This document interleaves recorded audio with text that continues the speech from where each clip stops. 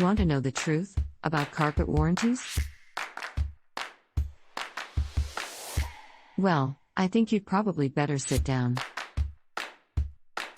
Some carpet warranties are actually pretty good. But some of the exclusions can really hurt. There are a number of common stains that are not covered by some warranties. For example, teas,